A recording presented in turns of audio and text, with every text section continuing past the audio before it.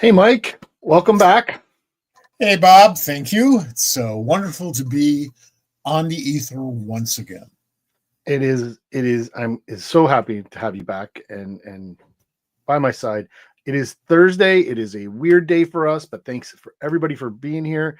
We adjusted to our guests' schedule, but we are locked and ready to go tonight. We have shows locked up for the next several weeks on Tuesdays, back in our normal time. We are we're happy to be here. I'm happy that you guys are watching. Um, whether it's now or later or in the past, who knows when you're watching. It's always now or later. It could be then. It could be then. But well, that's historical. It is. What's going on with you, Mike? Oh, nothing. Just snotty little comments like usual. And Listen, I don't know. Did you happen to read Ed Cato's article this week? No, not yet. Well, you should. It is. I haven't even read mine. I do read Ed's stuff. I read everybody's because but it's fun. It's a nice little thing. He found Strange Adventures 192. I don't know, 1969 version of Strange Adventures with a giant Adam Strange on the cover, which is actually a reprint of a 1961 Mystery in Space. Yep. He'd been wanting this book for a long time, for like 55 years, and he finally found it in a shop and picked it up because he just never had picked it up. But he was excited about it when he first saw the ad for it years and years and years ago. But what I wanted to say about it, and which is most fun about the interesting article, is that Ed, he referenced you, of course, because he didn't want to get too political and said, go read Mike for politics. But then he did throw a political joke in his column that was some of the funniest stuff I've seen, and I'm not going to spoil it, but it's fun. It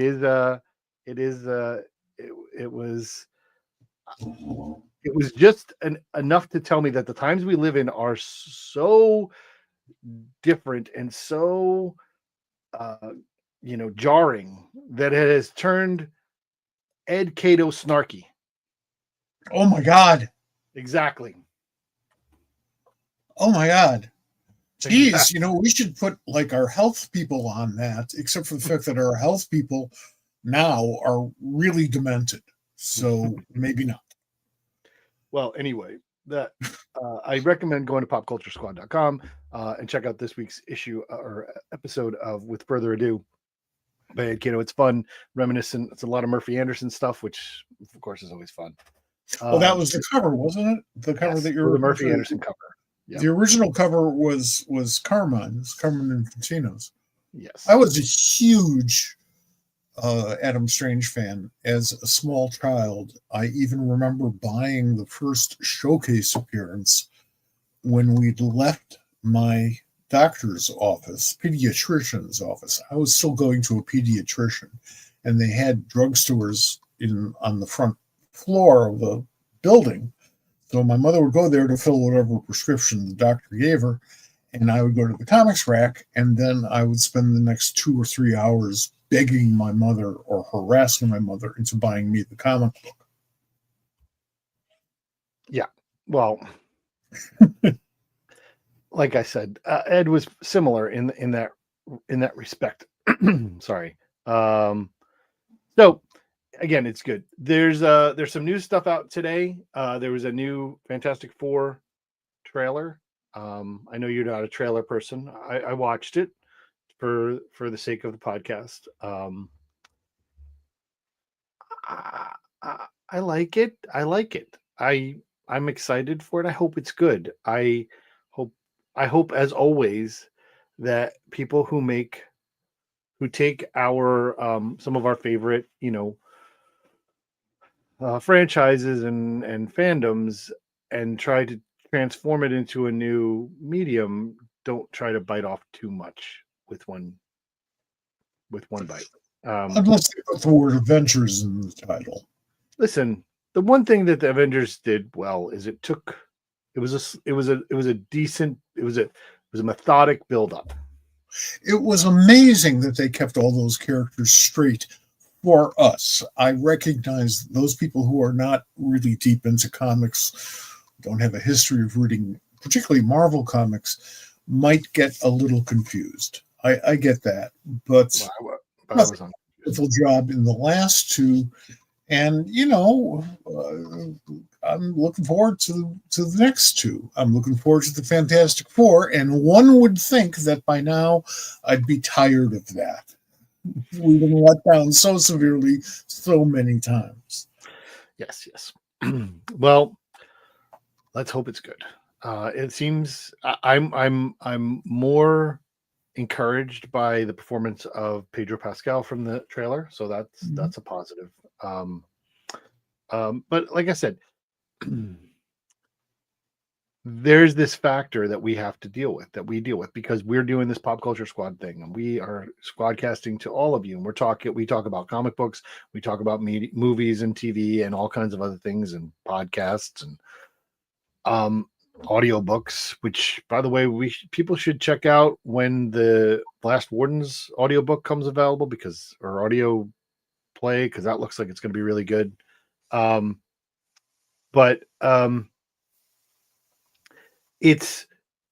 we come from a place where we have a lot of experience with a lot of the lore that goes along with this, and we'll use the Gen Z word lore.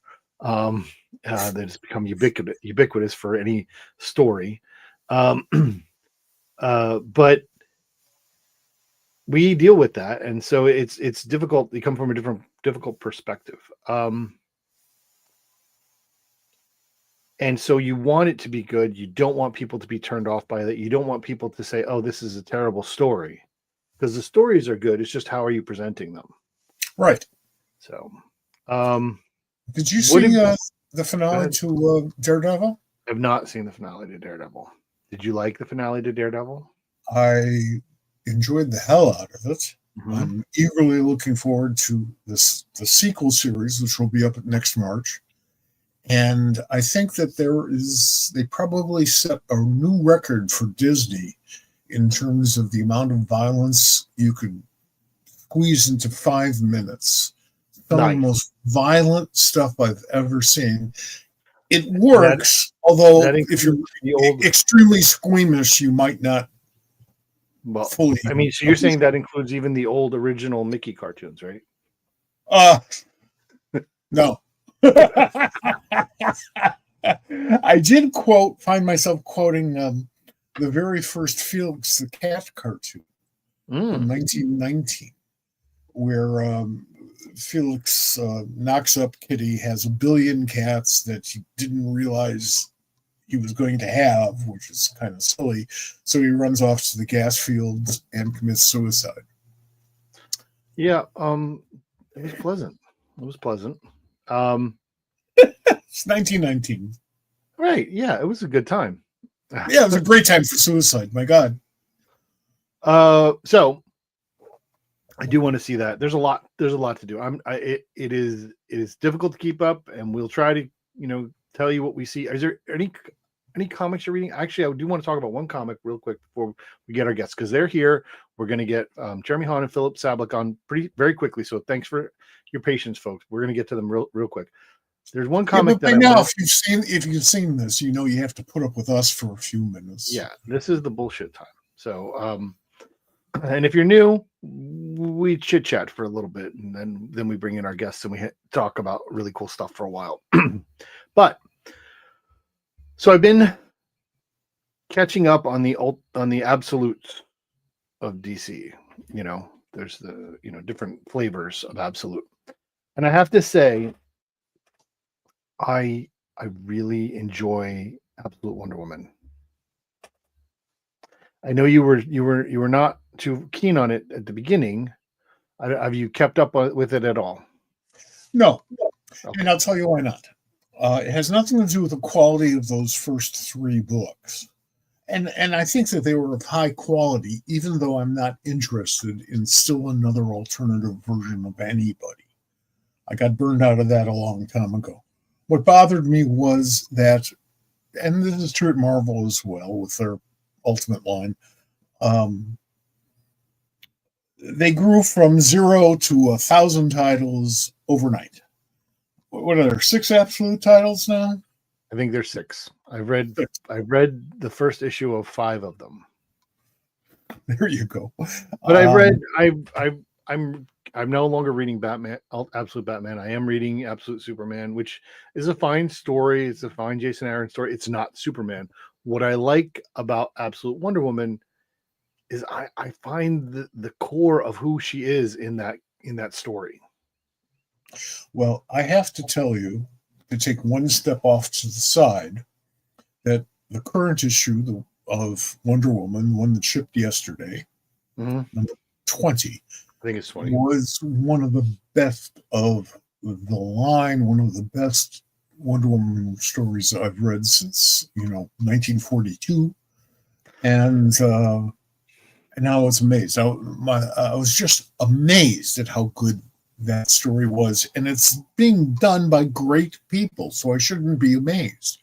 But I had a wonderful time reading it. It was the first book I read of the week's books, and boy, I started off at a high water mark, I'll tell you. I'm glad. I am a little behind. The world has been crushing, so I was a little bit truant from my comic shop. And I have noticed the world has been crushing. Yes. And I was slightly truant from my comic shop, and I went in and picked up like 4 weeks worth of books. So it was I am still wading through that. And there's a nice pile. How could you miss that? 4 weeks? I had a box. It was a whole box full of stuff. But you didn't have any omnibuses in there. No. There is an omnibus out this week of Suicide Squad, which I recommend. There's also the collected edition of all of the Horizon Experiment books, which is out this week, which I recommend. I read about the book coming out because I think Bobby Greenberger, yes, who is editor of Suicide Squad, had gotten a comp. And I'm now officially jealous because they never send me comps of books I edited, but okay, screw that.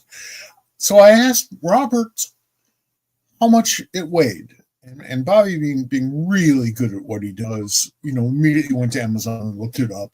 17 pounds. Yeah, well, it's big. Well, yeah, 17 pounds. I'm afraid of John lifting it, to be honest with you. I'm afraid of me lifting it. I'm afraid of you lifting it. However, if I had a copy and somebody was breaking in and I had my adrenaline running, it would become very useful.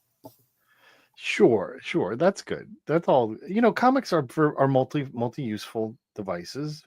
I prefer to use them as educator. I prefer to use them as escape mechanisms. I prefer to use them as thought motivators, but they can be used to deter criminals as well.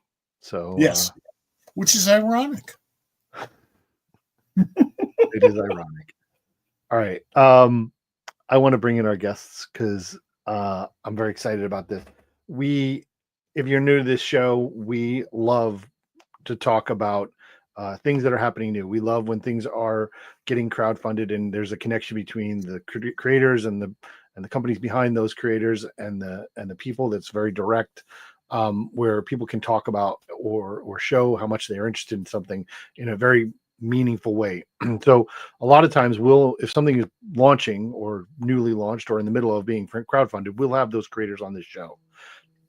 When I saw that this latest Kickstarter for the Murder Podcast, the first publication for Ignition Press, was going to be crowdfunded, I immediately reached out to Jeremy and Filip and said, "Hey, you guys should come on the show." And everybody agreed it was a great idea, so we're ready to do that. Pony it up, folks. These Kickstarters, I know there's a million of them. This is how comics are being done these days, and it gives the creators more freedom and more independence because the book's kind of pre-sold to those people who would invest in it. Well, And even more, and we'll get into this with the guys. I really like what Ignition is doing in terms of why they're launching the title through a crowdfunding mechanism and what they're hoping to gain for it. And we're going to talk about what it means to be a cold open, and we'll talk about the Murder Podcast. And welcome in Philip and Jeremy.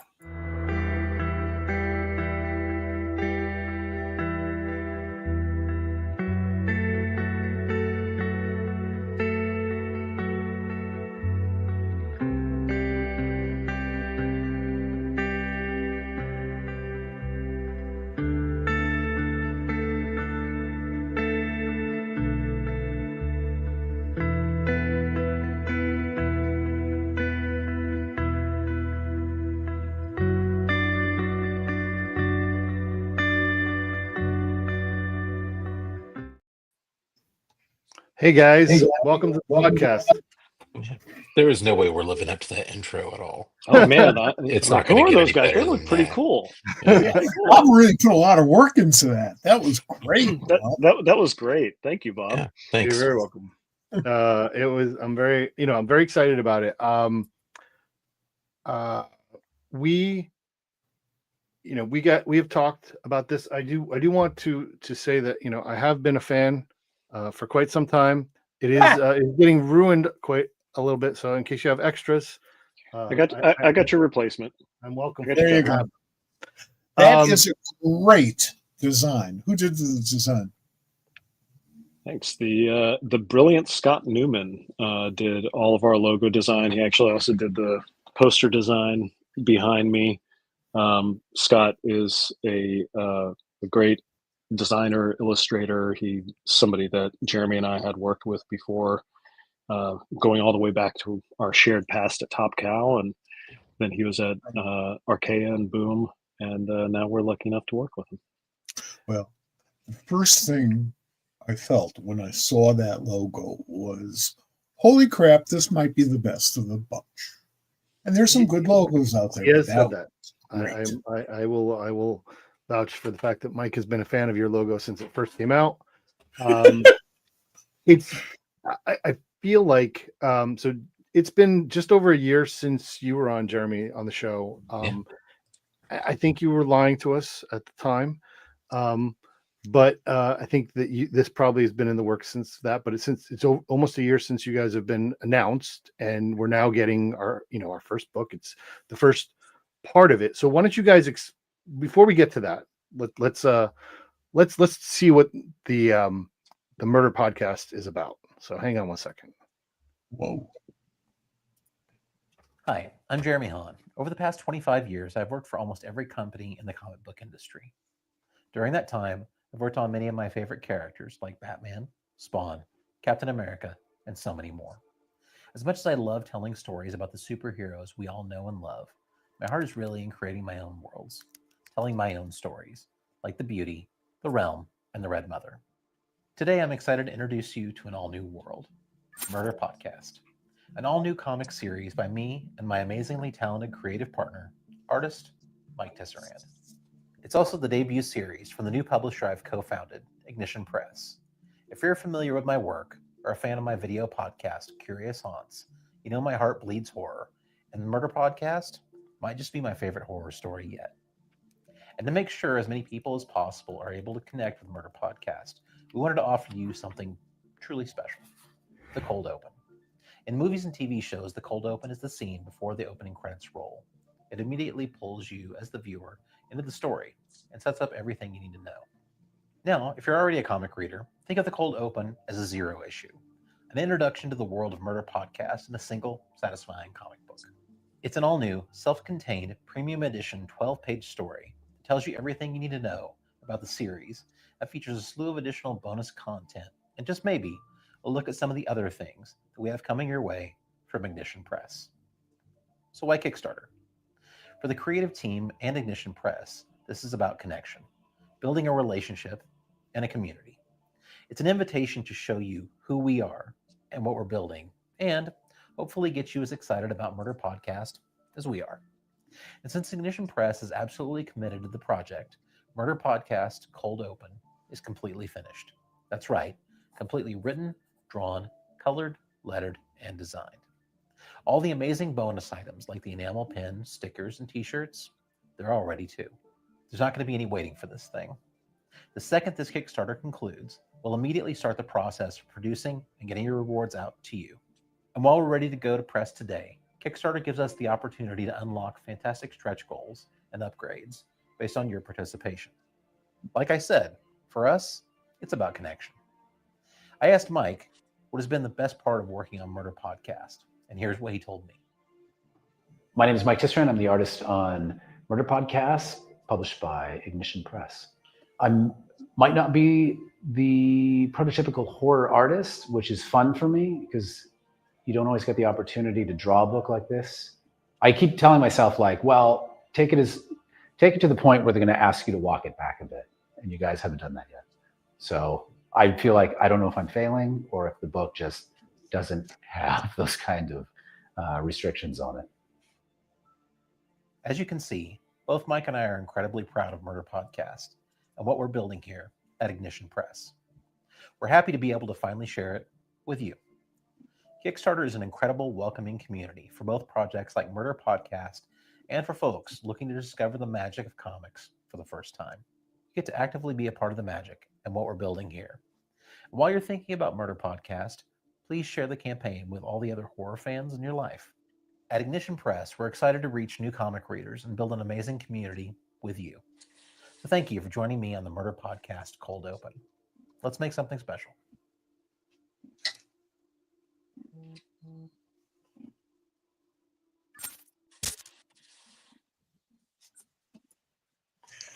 Yep, that's what we do. We make something special. Congratulations, gentlemen. Thanks, fellas. So, for anybody who is watching and watching now, later, or then, the link to that Kickstarter is in the comments section right now. So please go and back this book. How long does it run, the campaign? It runs until May 15th. Okay. So we've got a 30-day campaign. And first of all, I love, like, first the intro, and now you've got our video queued up. You guys are awesome. Although I don't know that you were actually torturing Jeremy by making. Oh, I knew. I yourself was on well video. aware of that. Yeah. Is my head really that big? Like, I feel like that thing. I'm not sure how I keep it. Well, right. with special effects and stuff, you can change that. Yeah. I could get it. They say the camera adds 10 pounds. They just didn't say that it was all to your head. Right. Exactly. No, That explains so much that it adds Really 10 pounds to your head. Next There you time go. you're watching the news, remember that. That's right. So, I love the concept of this. Is this something you're going to continue doing with the books? That a lot of them, we'll talk about that in a little bit, but you announced a bunch of stuff that's going to be coming soon. We're going to have another one of your creators on next week. But the cold open, are we going to have cold opens for the next couple of things? Are you thinking of that as well? Yeah, the intention is to do a cold open for at least the first series that we do with any creator. And where this idea originated from is, Jeremy and I have been in the business a long time, as both of y'all have been in the industry and the space for a long time. And one of the greatest challenges that we face as an industry is, on the one hand, you have awareness and acceptance of comic books as a storytelling medium, as a source for entertainment, pop culture, never been more widespread, never been more widely accepted. On the other hand, comic books in their periodical form are generally only available in comic shops, which is a destination store and that sells a niche product, right? And I think for decades we've had these conversations at conventions and trade shows and BarCon about, well, how do you bring more people in? Because it's a big thing to ask somebody to get in their car, make a special trip to a special store to buy a $4 or $5 or $6 item, right? And what the conclusion we came to at Ignition was that it's it's a byproduct of several things, because the market functions essentially as intended, which is the direct market was set up so that you know, store owners that knew what their customer base was and how many copies of Batman and Spider-Man they purchased could build a business, a non-returnable business around that, right? And the challenges that we have in getting new people over are in part due to the time frame that we've constructed, right?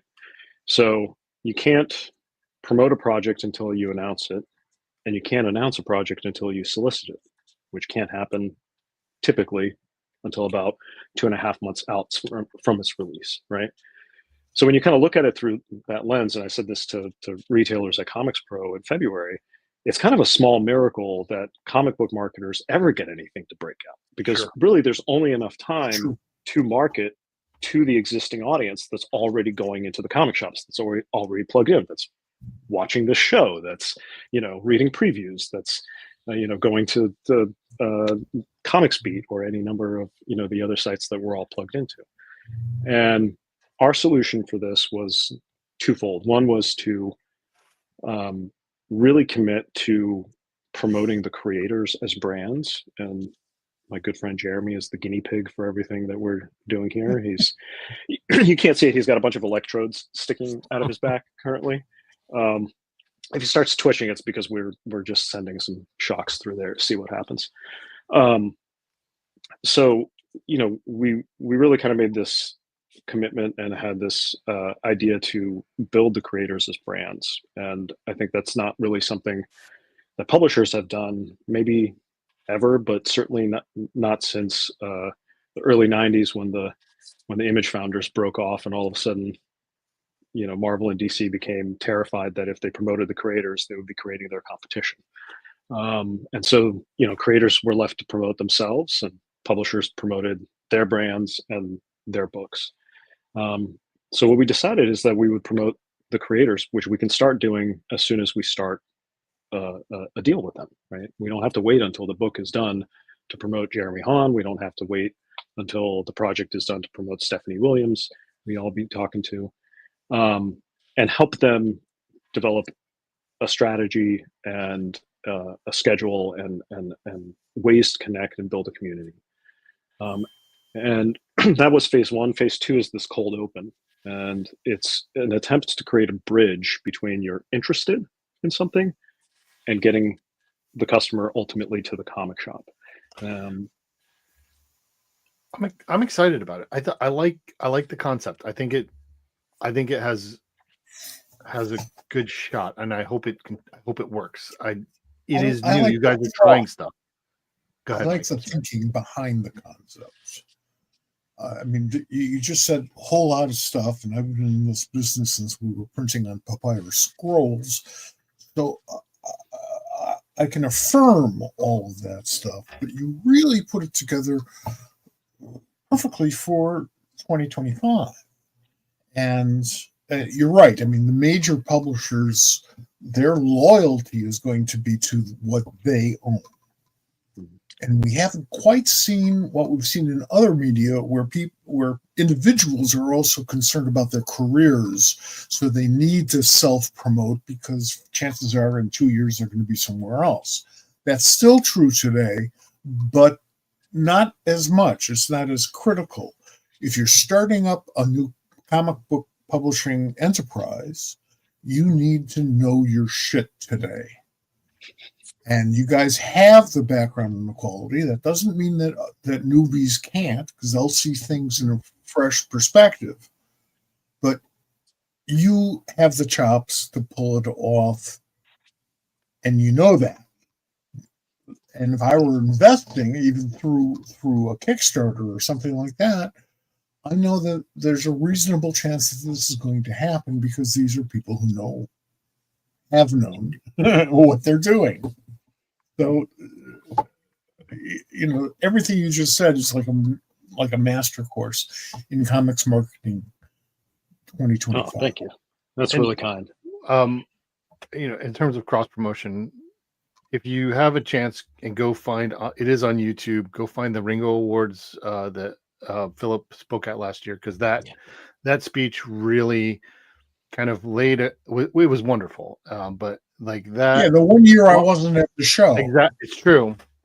It is true. You missed it, and it was fantastic. But like, when you said there, and I've seen you speak multiple times since then, and the I'm so excited about this venture of yours, this movement. I'm going to call it that because I think that your focus is on creators in a way that hasn't quite been done before. There's yes, Image said it's our stuff and we're going to own our stuff and we're going to do that, but it was still five guys doing their own stuff, and then they built their own mini fiefdoms within there, and other indie books have never, or indie publishers have never really kind of said creator first and then let's see what we get from that. And I love that perspective. Why do you think that's something that could work? You have a choice anymore? I mean, like the reality is, when we started working on this project, Philip, Jamie, and I sort of talked with our partner Eric Getter, and we made this laundry list of things that had, like that we feel have to change. We're all very passionate about this industry. We all have seen the good and the bad in it, and we made this list, and everything on it. Eric looked at the list and he said, "Okay, I'm gonna call your bluff. Here's the opportunity. Do it right." And we want this industry. We for Philip, Jamie, and I, this is what it's our last hurrah in a lot of ways. This is the thing we're going to do, and we want this industry to succeed, to continue to grow, to be what it can be. In another perspective, it's your first hurrah. This is you guys going out there saying, this is what we want to do, and I hope you like it. And if they do, awesome. You sit there at a convention and people bring up books for you to sign, which is wonderful. That's why we're there. We talk to the fans. Mm-hmm. And people will bring me books that I worked on that are so long ago that I totally forgot I worked on them. I didn't even know you worked on them. and that happened 2 weeks ago. There's a book. I'm like, when did you do something in Adventure Comics? That's right. Wow. So that's a great thing, because in the comics business, we get the change and it looks like we just did it out of whole cloth. It's wonderful. It's not. It's a collaborative medium, even on the business side. And that's where the major publishers screw up, because they don't collaborate on the business side. The smaller publishers, and certainly the newer publishers, have no choice. You have to incorporate that into your energy, thinking, and plans. So when I hear of a well thought out, something well beyond, hey, we got a printing press in the barn, let's go use it. Well, I'm amazed. I'm pleased, because like the rest of us and most of you out there in the ether, I love the medium. Mm-hmm. Well, and thanks for saying that, Mike. And I think that's one of the things when we were talking to creators, we recognized about the current moment we're in. We're in this moment of great, not just disruption in the business, but social disruption and political disruption and all this stuff. And we were actually, Jeremy and I were having a meeting at one point, and Jamie was telling us, back when he was at Oni, in the late 90s and early 2000s, the entire business model was really kind of built around the idea that there's this dedicated audience that's coming into shops every single week, and we can get a small portion of them. And as long as there are 2,000 people that, we can sell 2,000 copies and we can control our costs, that's the entire business model. We can publish whatever we want, right? And so it was really kind of, and don't say this in a negative way, but really the industry was able to function for a good while on this kind of field of dreams mentality, right? Like independent publishers were able to show up and say, I have an idea and I have enough capital to print the thing. And maybe I have a creator whose name you recognize. Now, please, Mr. Retailer, buy my stuff. Please, comic fans, buy my stuff. And I think what I see is that we are in, and we are certainly heading into an era where that bar is going to be raised. You have to have a business plan. You have to have a marketing plan. You have to know what audience you're trying to serve and how are you going to connect with them. And certainly if we have any hope of growing the audience, you have to have that. Let's look at where we started, where this medium started in America. A bunch of guys who had access to tons of paper, and they had to figure out what to print on it. They were paper brokers, by and large, and they went into the comics business because it was cheap, even a lot cheaper back in the 10-cent days, because the talent didn't really earn a living, and it was the Depression, so you didn't have to pay all that much. Now we need to put good stuff on paper and figure out a way to get that paper out to you. That's scary. The guys who started to push Superman and Marvel Mystery Comics didn't have to worry about that. They threw it out there, and they knew a certain amount of sales would happen, probably enough to make it successful. If not, well, you screwed up.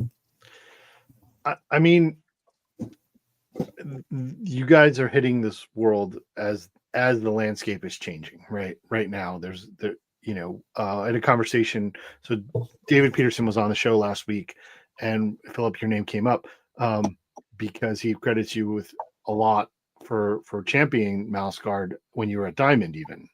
And Diamond is not going to be there to champion the small guy anymore. So it makes it harder for people to start out, I think. And then I happened to also be talking to Bill Shanes recently, which, is back to Diamond. And, the industry is changing constantly. I think more now in the last 5 years than it had in the previous 15. And I love the idea. I think I'm going to come back to, I love the engagement that you're trying to gain, trying to build up, there has to be this grassroots, calling for it. And, you've got great people, you've got great creators. I'm fans and friends of almost all of them. I think they have good stories to tell. What are you guys hearing? About what? Well, about that type of thing. Like, I mean, I'll tell you we hear a lot of stuff. Every day. I'll tell you all day, every day about how much I love Ignition Press, and I can't wait for you guys to succeed. Are you hearing from people like, hey, this sounds good? I mean, obviously the Kickstarter just started. There's 2 days. You're already almost halfway funded, and it's not a small. It's not a hey, just enough to print a couple of copies. It's a solid goal, and I think it's fair, and I think you guys are well on your way to accomplishing that and surpassing it. Please go click the link in the comments right now. But sorry to interrupt, but just one thing I wanted to clarify is that we're in the fortunate position to be very well capitalized, right? So the reason we chose Kickstarter is because we love how Kickstarter activates community, and it is also a trusted brand. If you've never engaged with a comic book, you might still recognize Kickstarter as a platform and be able to go on there and understand, oh, great, if I click here, this product will be delivered to me. And so just as a point of clarification, we chose Kickstarter for this first campaign, and also in part because Jeremy's done a number of successful campaigns on there as an individual creator. But, subsequent cold opens might be offered up through in-person events. One of the things we've talked about is, again, with our goal is meet the audience that we want to serve where they are. So, for Yeah. example, for a certain project, it might make sense to, do an activation at a crime fiction convention, Oh, or sure. Yeah. go through, using the live sales tools on a platform like TikTok or Instagram, or any number of things. And you can see other creators kind of playing with this as well. Sure. But essentially, again, meeting the customer where they are, lowering that barrier for them to engage with it and make that first purchase, right? Because essentially that's all we're giving them. We're giving them the cold open, which is a taste of what is to come. And then ultimately we still need to drive them to comic shops to buy the rest of the series. And or to electronic media, which still has not come to fruition the way it should, which is a shame. But then again, I have this thing about trees and oxygen and water retention and things like that. So I like the idea of publishing online as well but it's not our future right now. Sooner or later, it will be, because it'll be everybody's future. But whatever that has morphed into by that point in time, because it changes every 22 minutes. The nice thing about Kickstarter and other crowdfunding campaigns is that you're actually promoting your project at the same time. And you're promoting your project in a way that you kind of control. So the liftoff for that spaceship is all on you, and you're launching something that people can look up at the sky and say, hey, look at that, I'm going to buy that. Or, hey, look at that, that's interesting. That's half the battle. Back to your question, Bob. I think that we readily realize that in a lot of ways we're describing a unicorn. Sure. We're talking about all of these ideas that we have, really truly, genuinely supporting the creator, showing at the same time, showing respect for all of the aspects of our audience. We're doing this as a Kickstarter, but that doesn't mean that we don't absolutely adore and support and want to back up comic shops along the way. Like this is not us. This is not us picking just one path. We're picking a lot of paths and showing support for everyone along the way, and that is a hell of a thing to describe to people. And while Philip loves to say this, but until we show up in your living room riding that unicorn, however ridiculous it may look, and when we do so, until we do that, people are going to have questions. And one of the commitments that we made to one another when we started doing this was to be transparent with one another and with our audience. If people have questions, we're going to do our best to answer them. Now, as we go along, there's stuff we might not be able to out and out say yet, but I still remember when people were putting together little bits of what we were doing, and we kind of had to come out and sort of out ourselves a little earlier than maybe we would have even wanted to.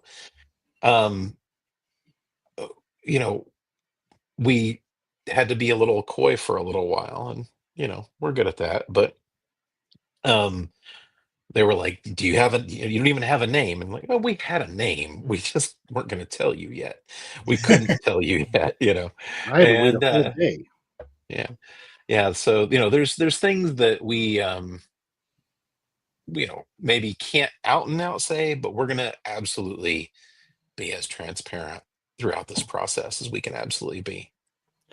And there's a lot to go with that. I'm sorry, you go. I was about to sort of change the subject. I wanted to know where the name came from. It's such a great name. Ignition Press.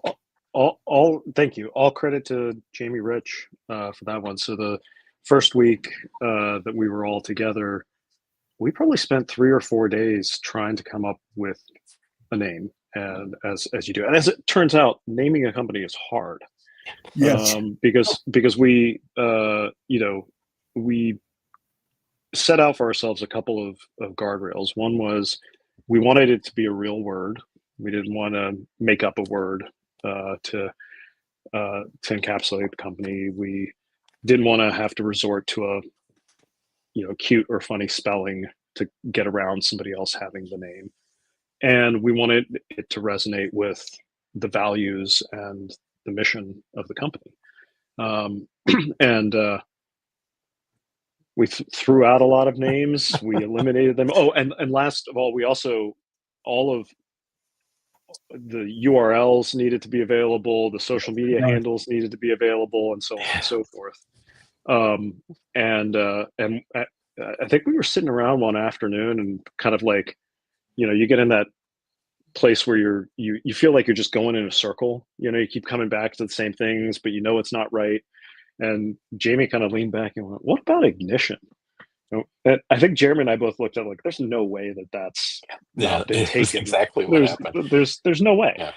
And we started doing some research and found out pretty quickly that it was available. The .com was taken, but available for sale at a reasonable purchase price. So, and then we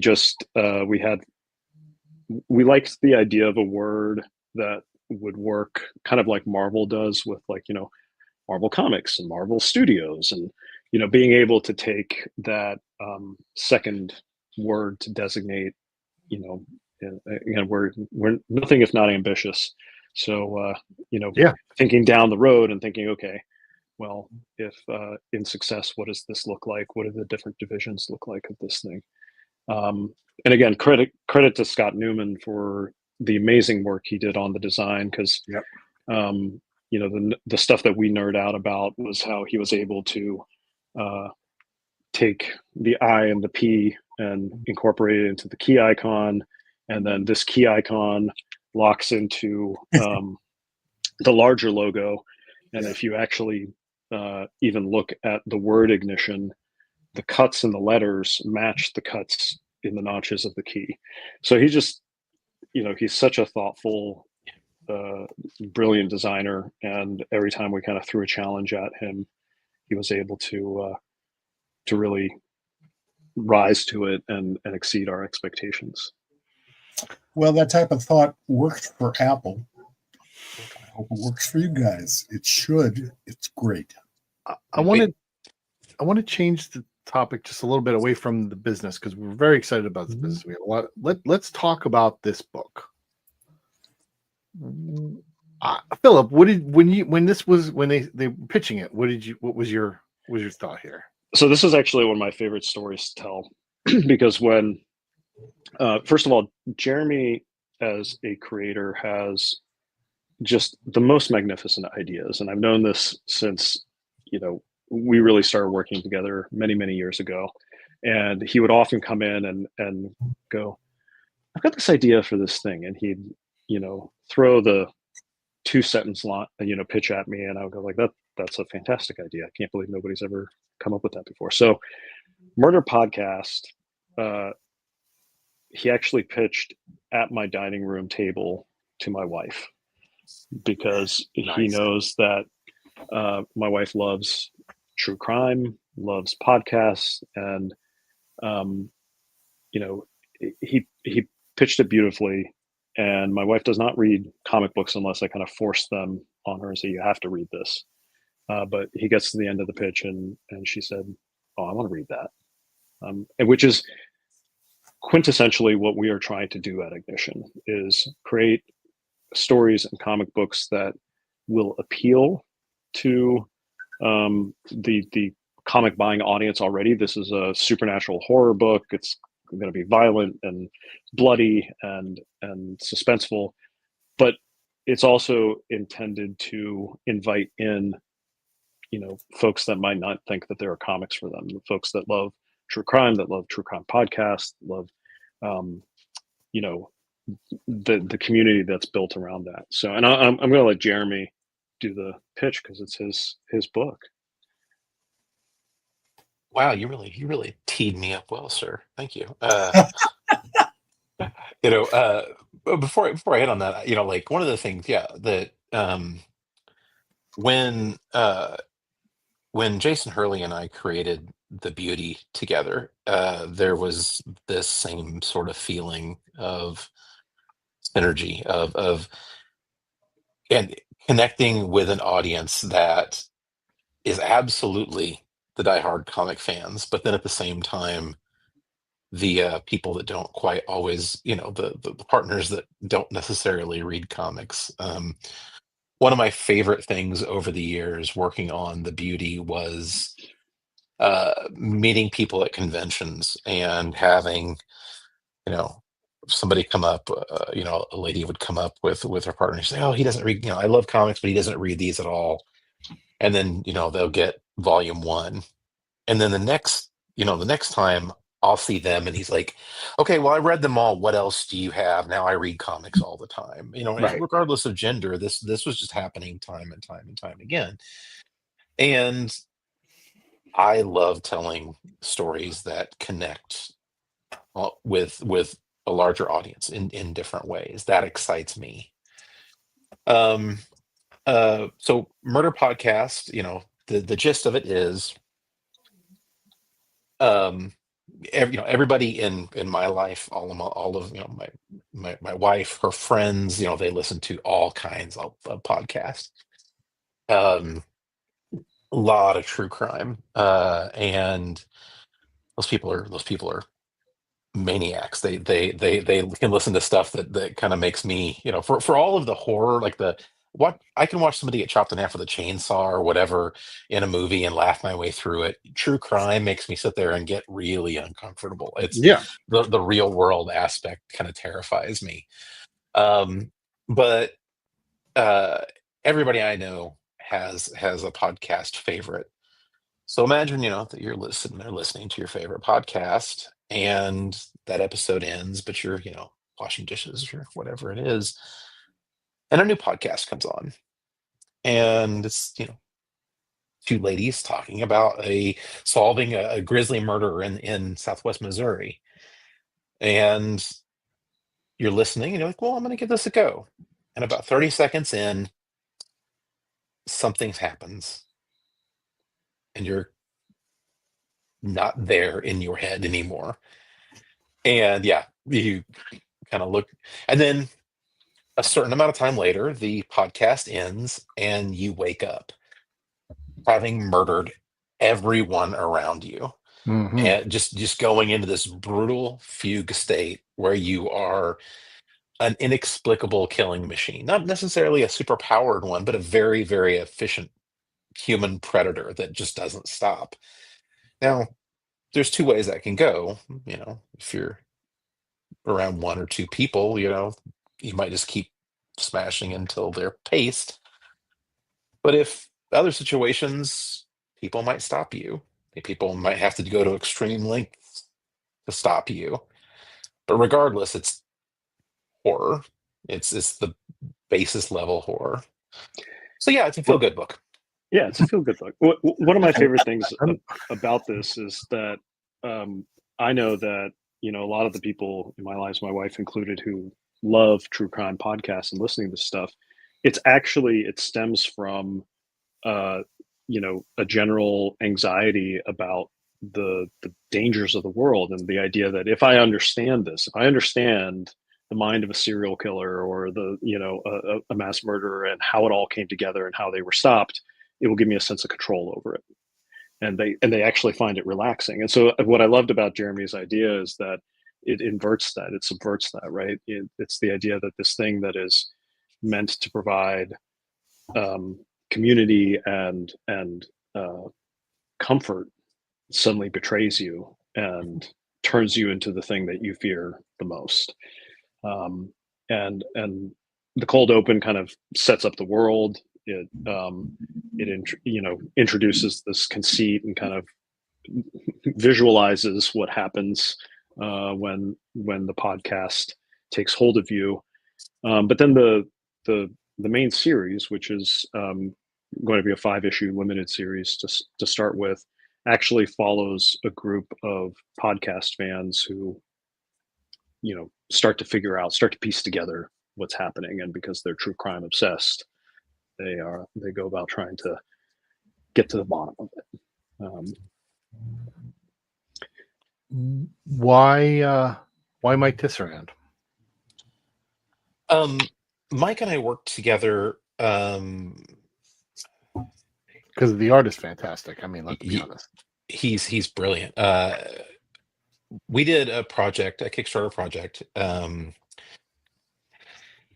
about 10 years ago now, called Bad Karma. It was myself, Alex Grecian, Seth Peck, and B. Clay Moore. We the four of us worked together writing this thing, and we told stories as groups. We told short stories, long form stories.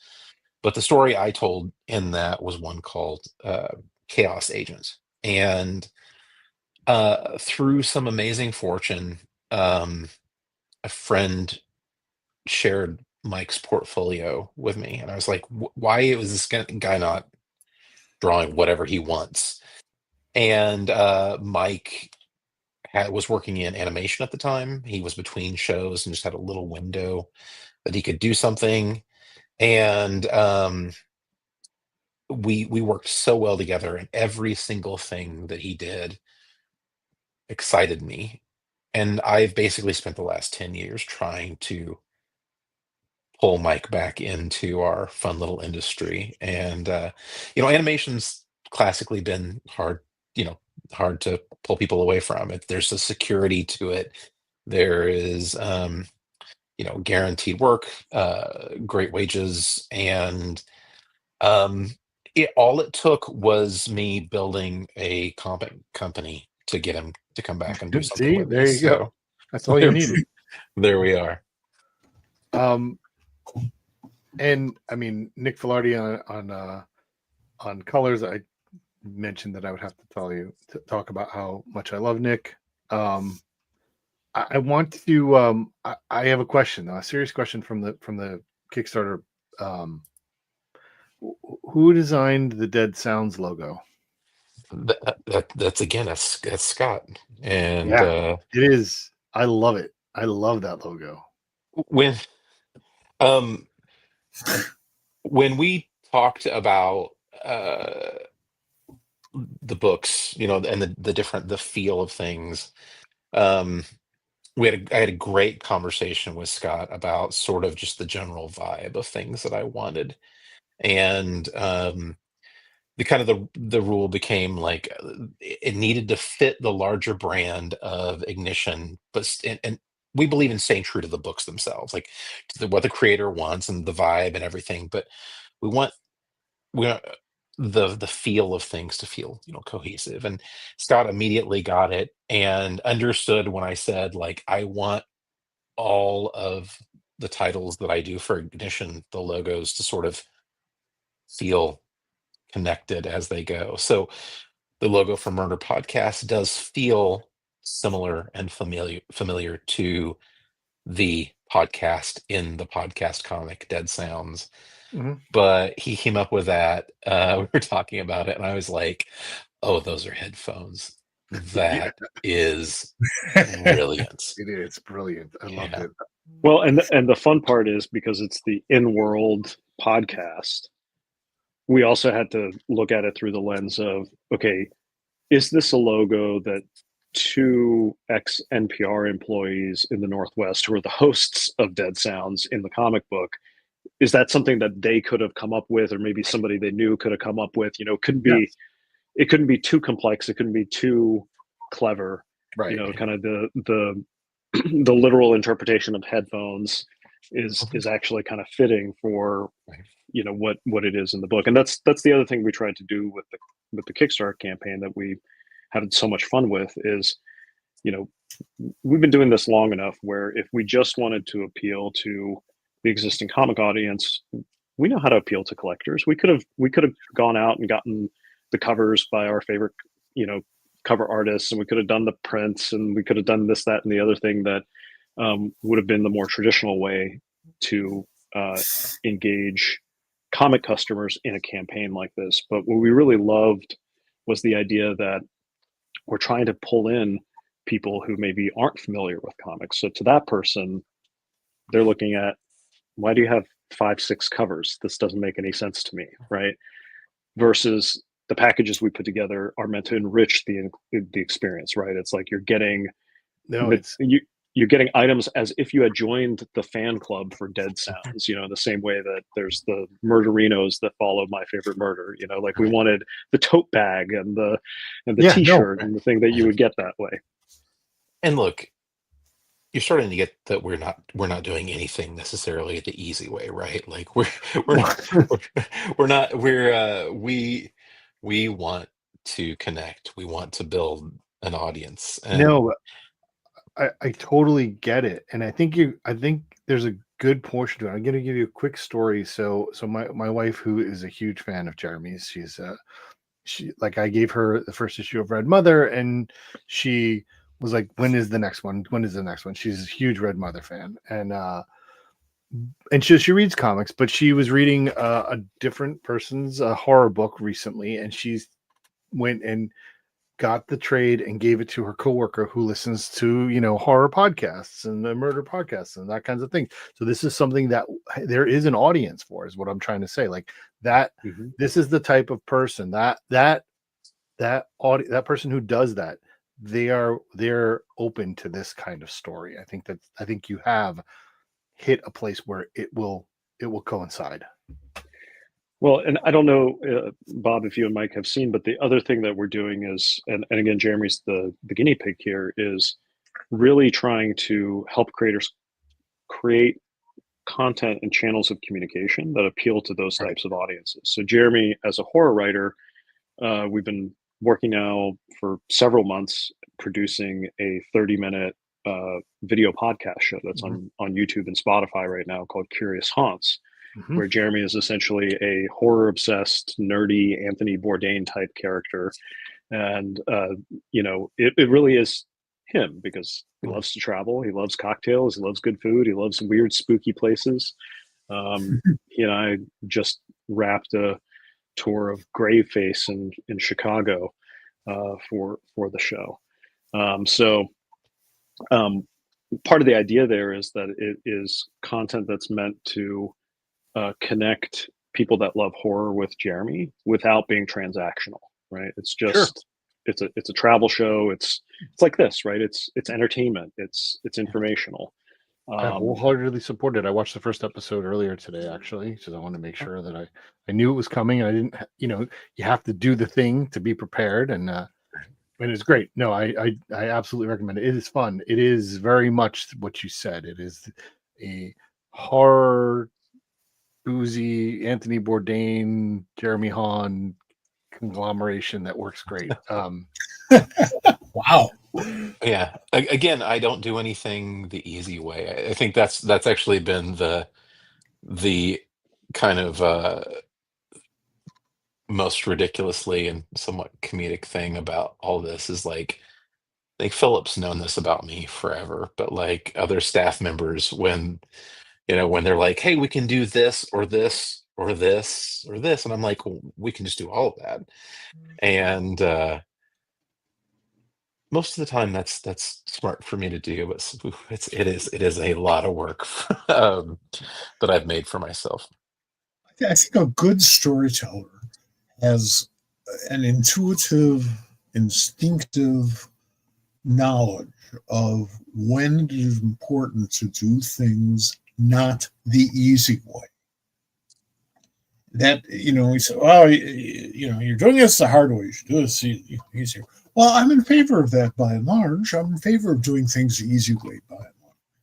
But we need to tell a story, and we need to keep our readers or listeners or viewers, we need to keep their attention. And it takes some tricks to do that. It takes knowing what you're doing, and the only way you find that out is by taking risks and figuring out how it worked and how you can make it do better. What I appreciate about everything that you guys have been saying tonight is the fact that you're reaching out to expand the audience. We used to worry about expanding the audience to older readers, and then a few of us kind of worried about, wait a moment, we lost the younger readers Who's going to buy our stuff 10 years from now? Mhm. A valid point. You want new readers. You want new people to come in, people who are familiar with the concept of comics, because, it's all over TV and the movies and all of that. Mhm. And that's a momentum that you're taking advantage of, that you have to take advantage of. So now's the time to start experimenting out of the box, Mhm. because you're trying to appeal to some people who didn't want to be in the last box for whatever reason. So Yeah. good for you guys. Thanks. And like I talking a lot about growing this and who we want to connect with. You know, my as I said in the video, my heart bleeds horror. And the horror community is a truly amazing group of people. You know, I think so many of us that grew up watching, 70s, 80s, and 90s horror films, often on bad VHS copies and stuff like that, we got to the point where we wanted everything. It didn't matter if it was, uh, you know, The Exorcist or Rosemary's Baby, or Cujo. some ridiculous you know Texas Chainsaw Massacre B movie knockoff. Yeah. It didn't matter what it was. We ate that up. And the interesting thing that I kind of found along the way was, as I met these people at horror conventions or doing my own comics, things like that. um Horror fans don't really necessarily just want the one thing. It doesn't just have to be horror movies or horror novels or whatever. They love the genre, and they want more. And so, you know, uh, I just want to tap into that audience. I want to show people that have maybe never picked up a comic at all, that we can connect with them and bring them in. And if we do our jobs right, they go, they get the book at a shop, then that leads to them looking over and seeing, the amazing stuff that Cullen Bunn or James Tynion or these people out there are doing, and they find that there's more out there than just stuff that we've known for years. I mean, so many people often think that superheroes are what comics are. It's the medium. No, it's a genre within the medium. We have Mhm. romance, we have horror, we have war, we have crime, we have all of these things, and showing people that there is the thing that they like out there, and yeah, it's a gateway drug if you do it right. That's right. And that's right. It is a gateway drug. Um, we also have graphic biographies, which is relatively new. And God knows Bill Griffith's book about Ernie Bushmiller is just phenomenal. As a comic book, as a graphic story, it is amazing. And yeah, you can tell all kinds of stories. Stories are fiction, so you can make it work a little bit better than screwing around with real stuff. Mhm. So if you can do history correctly, biography is part of history, you're reaching out for something new in the United States.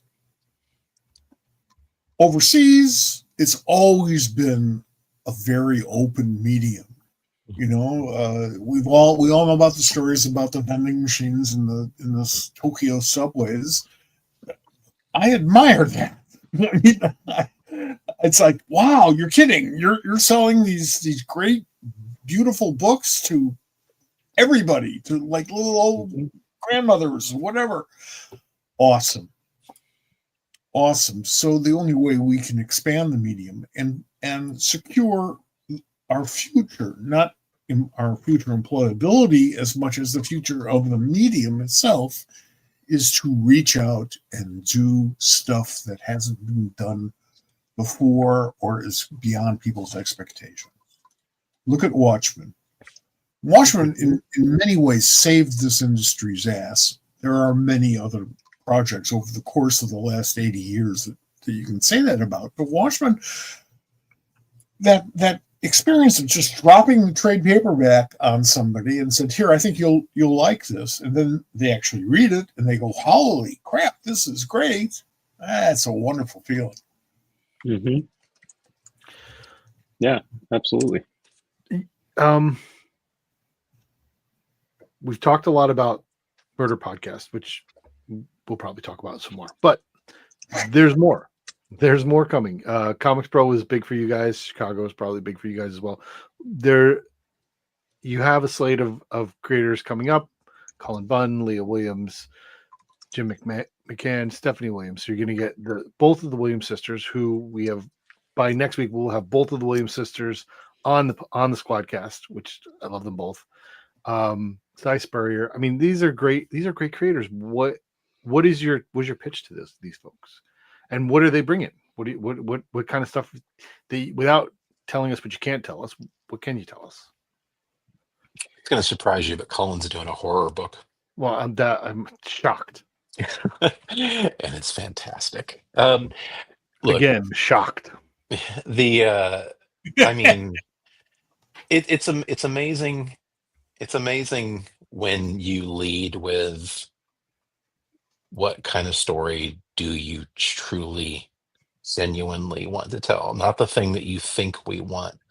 You're not trying to calculate out things. Just what have you been saving? And this is on Murder Podcast was with a story like this for me. What are you saving back in your when I can eventually do it the right way file? Like what is that story? And you watch people's eyes light up. Like it was a game changer. And you pair that with what are the things that have been an impediment for you to do that? And Right. We spent a lot of time thinking about, how can we, as Jeremy said, we made a list of things that we felt like were challenges that continued to kind of repeat themselves in cycles in the industry, and looking at how we approach creators, how we treated creators, was a big piece of that. And ultimately what we landed on was we wanted to partner with creators, and we wanted to make sure that creators felt like we were doing more than just printing and distributing their books, right? That's the bare minimum. If you're going to be a publisher, your bare minimum hurdle you have to clear is you have to be able to print and you have to be able to get the books to market. That's bare minimum, right? And so we looked at all the other pieces. A lot of creators were really and continue to be incredibly excited by the marketing support and the brand building support we're offering them. It's a huge factor. It's a complaint I hear continuously from my friends that they feel left. They feel like they're out on their own, hoping that they have to be the ones to come on our show and promote their books because the publishers aren't, and there's no support there. I love every time we talk and you are asking the questions that often aren't asked. Like, what can we do differently? How can we do it differently? And what is it we're missing? And exploring that is important in any industry, but in this industry, I think for a long time we, run on repeat, and you guys are at the perfect time in your careers where you can take those steps and ask those questions and try and figure out a different way. And I'm excited for it. Well, and at the same time, we didn't want to be a publisher that was coming to the industry with like a solution in search of a problem, right? We sat there, we went, we know what the problems are. We've all been doing this long enough to where we know what the challenges are. We know what the problems are. That's not the mystery. Yeah. You just have to have the courage and the resources to make a sincere attempt to address them and to fix them. And Bob, I think you hit on something that we talk about internally, which is I think we're all experienced enough to know what we're doing, to know what the pitfalls are, to know how to navigate some of these things, but still young enough to actually have energy to do the thing. I think if this opportunity had come along 10 years from now, I'm not sure that Jeremy and I would be the ones sitting here, because we might be like, you know what? Well, somebody else do that. I'm gonna go sit on my porch. And there's a question of whether you should be, because 10 years from now, there's 10 years worth of new people, new blood, and hopefully new ideas. The corporate publishers, the big corporate publishers, are always going to be loyal, a bad word, to their properties, to the properties that they own. They're going to manage their properties the way they think those properties need to be managed. A good publisher of stories, of books, of knowledge, they have to be sensitive to the needs of the creators, because without their work, you have no Batman, you have no Spider-Man. Mm-hmm. And it really matters who does all of that stuff. And yes, Marvel or DC, if you are giving a really good creator a shot at one of your A-list books, chances are that person is going to succeed just the way you want that person to succeed, and then go off and start doing books for Ignition Press that are or Ahoy or whomever, because they've got the name value to do it. They've got a reliability factor. In some ways, creativity, in terms of creativity and how we use it in the comics medium, I don't think we've ever had greater opportunity than we have right now. And what's fulfilling to a really cranky old bastard like me is that people are taking that to heart. Readers, creators, retailers, so really wonderful times. And who would have thought you could make a living doing a bunch of books selling 3,000 copies? You know? That's great. Well, as I often remind folks when they say like, "Oh, you're always doing stuff, to try to help the industry." I'm like, "Yeah, I don't know how to do anything else. It's self-preservation. I need this. I need this thing to work for at least another 20 years. After that, it's going to be somebody else's problem." You take care. My wife and I, my wife works. She's the executive director of our downtown organization here in Joplin, and we talk a lot about, like, there's really kind of strange parallels between revitalizing downtowns and the comics industry. In your 20s in a town, you're like, somebody needs to open a cool bar, somebody needs to open a music venue, somebody needs to do that. In the comics industry, you're like, somebody needs to figure out a way to get better page rates for creators. Somebody needs to figure out a way to not have people starting out a project behind, all these things. And you get in your 40s, and I'm about 6 seconds away from 50 now.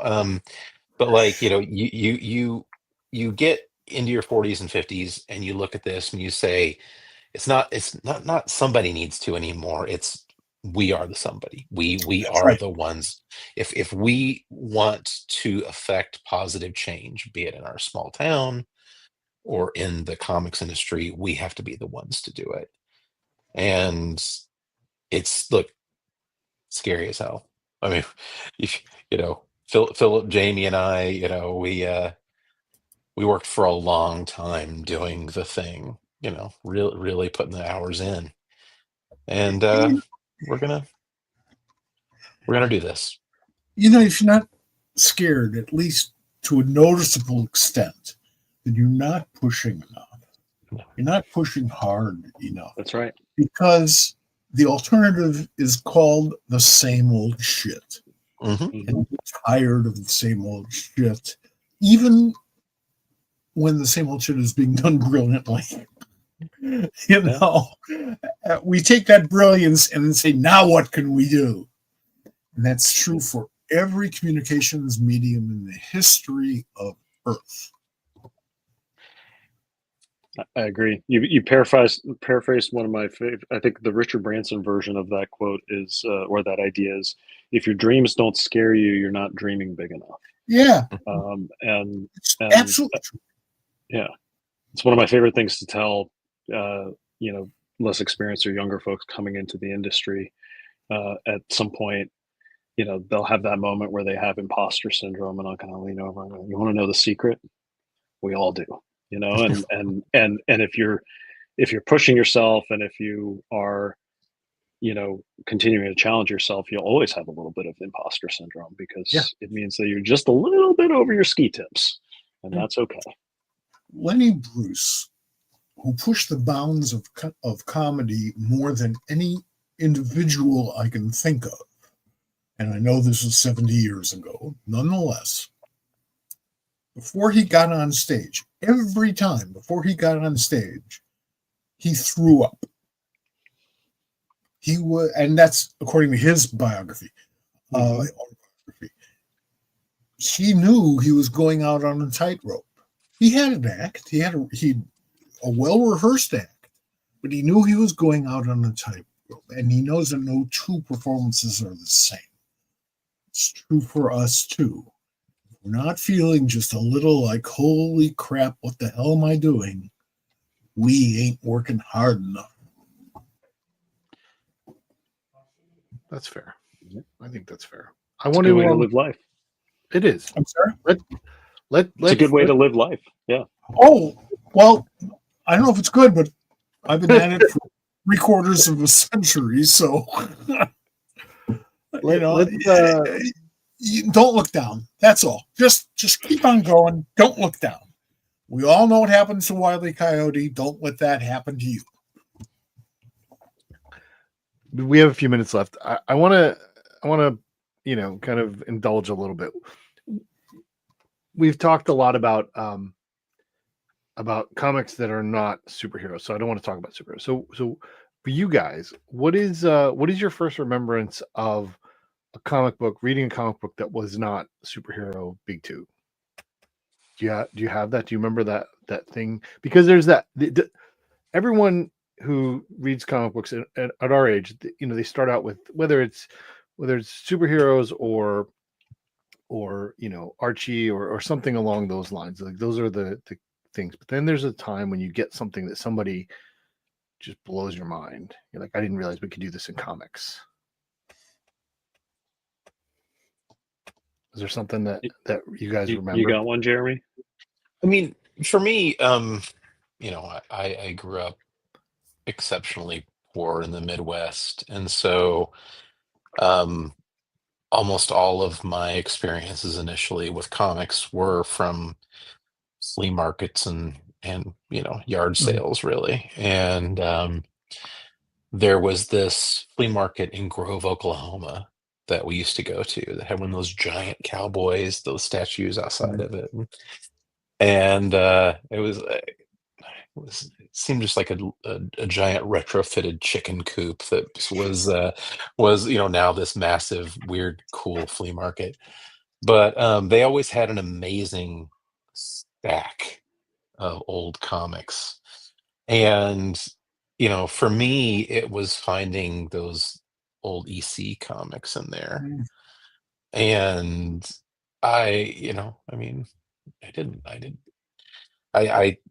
there were superhero comics and stuff like that too, but you'd buy it, you just kind of grab a stack of them and just sort of see. It took me a long time to even realize that there was continuity in in stories at all. And I know a lot of them were one and done back in the day, especially the EC stuff was collections of short stories, but still I would pick up stuff. I get some like war comics and back issues of World's Finest, and I get a random Swamp Thing in there, but then I'd end up with Tales from the Crypt or Vault of Horror, like all these amazing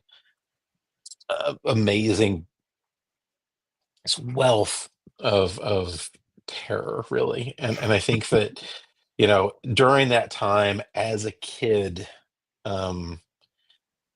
you know, I talk a lot about, that I was really scared of everything for quite a while during my childhood. Um, but man, I was also fascinated by that stuff, and I think that those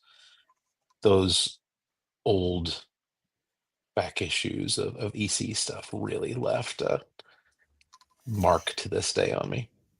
To my worldview, EC is still the high water mark of comics. Mhm. And I would like to take this opportunity to congratulate Angelo Torres, who may very well be the last surviving EC artist, who just had his 91st birthday a couple days ago. Wow. And, I got a chance to meet most of the EC people over the course of my life. And I have to tell you, each and every one of those first meetings was a wondrous event. It's like, meeting your favorite rock star or your favorite actor. It's like, wow, look at that. This guy makes magic. Well, that's what we do, folks. We're in the magic making business. How about you, Philip? So I was thinking when you first asked that question, my mind immediately went to middle school and those early moments where I really got into comic books around 6th grade, and my entry point, my gateway drug was X-Men, kind of in its zenith in the late 80s, early 90s. And what I was going to say was that it was probably those early Vertigo books, because there was a kid who had access to those and would bring them into school, and I'm reading Swamp Thing and Constantine and Black Orchid was like, but as Jeremy was talking, I was like, no, that actually isn't true, because even though I became a comic fan in middle school, I was encountering and reading comics as a kid, and I think the first comic that would fit into this category that actually had like a really meaningful impact on me was the classic stories the classic illustrated line that they would have them at the grocery store, right? And that's how, as a kid who was a voracious reader, but sometimes some of those older books would have challenging language, and they were translated on top of that in some cases, right? Reading like Alexander Dumas, it was a tall hill to climb for a 7-year-old Philip. But the classic illustrated, oh man, I could burn through the Count of Monte Cristo real quick and the Three Musketeers. And so I think that was the first time that I really looked at comics as a medium, not a genre. Was those classics illustrated. And coincidentally, a number of the great EC artists did some work over there, over at Classics Illustrated, as did Jack Kirby.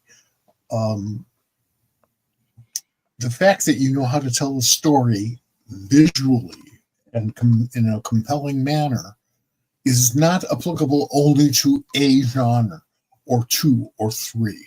It's applicable to the medium. And you have no idea where you're going to go. You mentioned Black Orchid, which is a great character. Black Orchid was created by Shelley Mayer, the guy who edited the All-American DC line in the 1940s and then created Sugar and Spike. And now you have Black Orchid. That's like furious apples and oranges. Mm-hmm. No, it's comics. Isn't that great that we can do that? It's amazing. It's what makes it fun and interesting. Absolutely. Absolutely. Weirdly, we're doing this thing, and I'm very grateful to do it. But like, the comics as a medium, as a platform, is ingrained in me. I've been reading comics since I was about 6. I feel like I learned to read in comics. There are words that I will encounter today that I remember learning that word in a comic book, like Yeah. oblivion. Mhm. I will never. I always use whenever I hear the word oblivion, I think of the Iceman comics that J.M. DeMatteis wrote because that was the villain, and I learned that word there. Mm-hmm. You know, Up from comics is idiot, because I was a big Mad Magazine reader when I was like 8 years old. I was calling people an idiot, and these idiots looked at me like, "What?" but I mean, it's a thing, and I mean, I guess my point is that I encourage it, and I evangelize, for lack of a better word, to the medium to other people, and when you have that and people can experience it, it's fantastic. I love it. Coming back to what you guys are doing, I love how you are taking the medium and massaging it and manipulating it in a way that it incorporates different mediums to tell the similar story, like doing those kinds of things and building a brand around it, you know, per you know project, and as a company, it's it's exciting. Thank you. Well, we're excited too. It's been a tremendous amount of work, but mostly it's been fun. Yeah. We It has talk to a be lot about because laughing. You know, like Yeah. that's we crack each other up. I don't know if anybody else would find us funny, but we find each other hilarious. yeah, I get that. I get that. It has to be because we're betting everything every month, every issue, every time we go to press, every time we solicit. We're betting the rent. And so are the retailers who are buying our product, Oh yeah. non-returnable. And quite frankly, so are the readers, because if they plunk down whatever it is a comic book costs today, I think in a couple of weeks it'll be up to about $20. They made investments on something sight unseen. You Yeah. know, I mean, they may look at the credits, say, "Oh, I like that person's work. I like that person's work." Or really, that looks really cool. But they don't know if they're going to have a good time until they're done with the book. Mm-hmm. Around the time that we started this company, I mean, I was writing a series of essays talking about different aspects of sort of the, what's right and wrong with the comics industry, and the one I was literally working on when we started this, and I was kind of like, well, I don't have time to work on this silly thing anymore, but was talking about that we are an industry of risk, Yeah, from fans to creators to publishers to shops. We risk constantly for this thing that we love so much. And the beauty of it is that we do so because we truly love this medium. It is, you know, look, we all know that there's easier ways to make money. We all have certain sets of skills that we can use in other ways, but we come back to this time and time again because it's genuinely important to us, and right. you know it's worth the risk. It's who we are, right or wrong, and quite frankly, it is right and wrong. Both. And I'm proud of that too. That's great. Well, so Murder Podcast Cold Open is on Kickstarter until May 15th. Mhm. Go back it, go talk about it, share it. We will continue to do that. Is there a time frame on the next thing, or is there a time frame on when we'll get past the cold open? Yeah, so we will be in comic shops in the fall, Great. and there's still a couple pieces coming together in terms of the exact timing of that. We're Mhm. finalizing our distribution Sure. and getting that up and running. Looking forward to hearing about that. Yep. So we're looking at fall. We have additional projects that we'll be announcing and rolling out between now and then, including We'll have a presence at Comic-Con that we're really excited about. I mean, once we're ready to share that, we will. It will be my first San Diego Comic-Con this year. Oh, well, you'll have to come hang out with us. Come Bob. hang out with us, Bob. You're officially invited and now obligated to come by the Ignition Press Room. And I'll make you a drink. All right. Yeah, a tasty beverage. We've got a whole slate of new creators that we're going to be sharing. The creators we announced at Comics Pro is just the folks that have a book coming out this year. So we have, and you had asked earlier, Bob, what are we hearing? What's the response been? It's been fantastic. Again, it's, I think, as Jeremy said, if we've received any hesitation, it's people are like, it sounds too good to be true. Well, That's the catch. I get that. I'm in. So Yeah, get this started. Yeah. Well, yeah. So, I mean, you guys have. I'm sorry.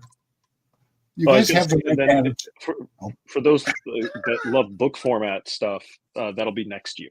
So in 2026, if you like collected editions, that'll be when we have product for you. You guys have the right attitude. You guys have the knowledge and experience. That doesn't make you perfect, but it makes you at least knowing enough to pull it off. So if it sounds like it's too good to be true, that's the point. Yep. We try to lead with intentionality. That's the thing. We really, I get that we've been talking about this thing for a while, and we've been just let us. We'll get there. And part of the reality of it is we are thinking through all of our choices. We're arguing about the best ways to move forward, and we consistently go back to that list of what is good and what is not great about this industry, and how can we make those intentional choices that really, if we're walking through a landmine of possible good and bad, like a field of landmines, we want to take the right steps in the right direction. It's important. Good for you guys. Really, that's what it boils down to. Good for you guys. Thank you, sir. We're going to let you guys go. Thank you for being here, and we look forward to you guys coming back. And I'm sure there's going to be more for as long as we keep doing this. You guys are always welcome to come back, and I plan on doing it for some time. Well, thank you both. It's been a joy. Thank you, guys. I appreciate your support. Thanks, guys. All right. Thanks, everybody, for watching. Appreciate you. That's all right. Great show. Great talk. Very exciting. I always love talking to them. I always love hearing their perspective because they have such an intentional decision about where they move things. And I'm excited for it. The love for the medium is sort of taken for granted. Yeah. I mean, why would you put up with all this stuff if you didn't love the medium? Sure. Having people knowledgeable enough to maybe be able to really make contributions to the medium, not quite as easy. And these guys have. Yep. So we'll be going to be back on Tuesday, and every Tuesday for the next several weeks already scheduled. Who will be with us on Tuesday? Stephanie Williams is going to be with us. I'm very excited. Steph I Will is going to be there, and she's going to talk about the stuff she's doing. She's going to talk about the stuff she can talk about, for the stuff she's going to be doing, and the stuff she's done. She's super cool. Ironically, and we'll get to this, that both one of her children and me have both been part of a comic book together, and that we're not going to get into the details of that. We can talk about that on Tuesday. I don't know if she knows that. So we're 5 days away from finding out. We are. All right, everybody. Thank you so much for being here tonight. Thanks for always being here. Make sure you like, follow, subscribe wherever you're watching this. So you can catch up to us next Tuesday and every following Tuesday and whatever else we have going on at popculturesquad.com. All right, Mike. Thank you, folks, for being here. As I say every week, we always appreciate it. We really do, because otherwise we're just sort of, jerking off. Go ahead, Bob. All right. Thank you. And we will see you guys later.